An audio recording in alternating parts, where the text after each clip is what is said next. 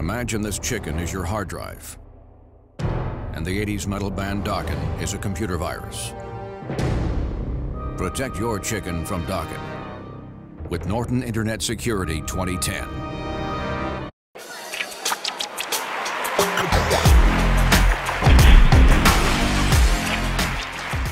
What's up, PrizeFight fans? You know what time it is. I'm Brian Tong, and this week we're facing off two touchscreen media players whose hatred runs deep. It's a throwdown showdown between Microsoft's Zune HD and Apple's third-generation iPod Touch. Our judges for this fight are Senior Editor Donald Bell, Senior Associate Editor Jasmine France, and yours truly. Now we'll take all three judges' scores and average them out to the nearest 10th each round. The final PrizeFight score will be an average of all rounds using the same decimal system.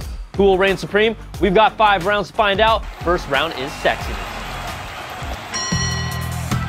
The Zune HD's brushed aluminum back and thin bezel is hot in its own right. It's more pocket friendly, and its OLED screen has to be seen in person. Now we know sexy is the standard for Apple's toys. Donald and Jasmine are kind of tired of the Touch's design, which hasn't changed, and it's still a fingerprint and scratch magnet. Don't be surprised, people, because the Zune wants to sex you up. And it takes this round 4.7 to 4.3. Next round is navigation. The Zune HD's interface rocks. It surpasses the cool factor of the Touch, and it's so unique you won't even compare it to Apple's. Now you might think the top left button is for volume control, but instead it pulls up media controls on the touchscreen. No physical volume controls is a bit of a bummer. Now the Touch is still the cat's meow when you're talking about easy to use navigation that is consistent through every function. Its physical volume controls on the player and integrated controls through the included headset are a nice touch. The iPod gets a perfect 5 and the Zune HD gets a 4.3. So after averaging 2 rounds, the Touch leads by only 0.2 of a point. Round 3's compatibility.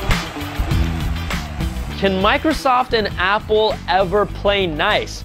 The Zune's marketplace software looks great and navigates just fine, but it's PC only, and there's plenty of people like me who want it but just can't use it. It supports the major audio formats, and its hybrid music subscription is excellent, but the media content available is still not on the level of iTunes. Now for the Touch, you're locked in with iTunes. It works on Macs and PCs. It supports the main audio file formats except for WMAs, and its video library is filled with content galore. iTunes might be the only game in town, but do people really care since it dominates this space? The Touch takes this round 4.3 to 3. Next round is Sound and Science. The Zune line has always excelled with top-notch audio quality, and this time is no different. The FM radio with HD tuner is great, and you can watch your HD content on a TV with an additional add-on.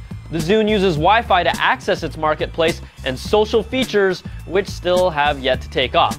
But there's no App Store here, and Microsoft says there's not going to be one. Now the iPod Touch may not have the best sound quality, but do you even notice? It's not only a media player, but a pocket computer that offers the best mobile web browser, email, voice controls and recording, and an app store that takes it to another level. No EQs on either device makes Donald cry, but the iPod Touch gets a 4.3 and the Zune HD gets a 4. So after 4 rounds, the Touch has increased its lead to 0.5 of a point. It's gonna take a big turnaround for the Zune to make this close. The final round that decides it all is value.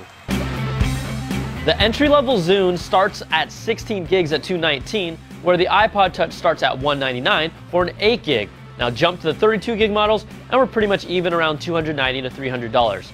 So if you compare them dollars for gigs, you might say the Zune is a better deal.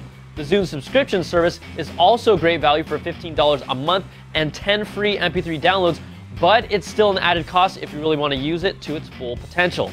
The Touch offers so much functionality, and there are plenty of quality free apps that you'll use that has transformed itself to be more than a media player. We're giving out 4s to both devices in the final round. So in a prize fight where the Zune HD jumped out on top early, the Touch then took the next 3 rounds and held its lead, winning 4.4 to 4, and is your prize fight winner. These are both top-notch devices, but the iPod Touch's features and versatility really made the difference. Until next time, I'm Brian Tong. Thanks for watching, and we'll catch you guys next time on another prize fight. Woo-hoo!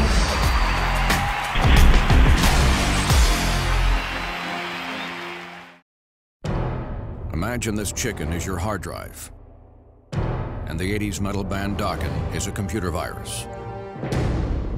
Protect your chicken from Dokken with Norton Internet Security 2010.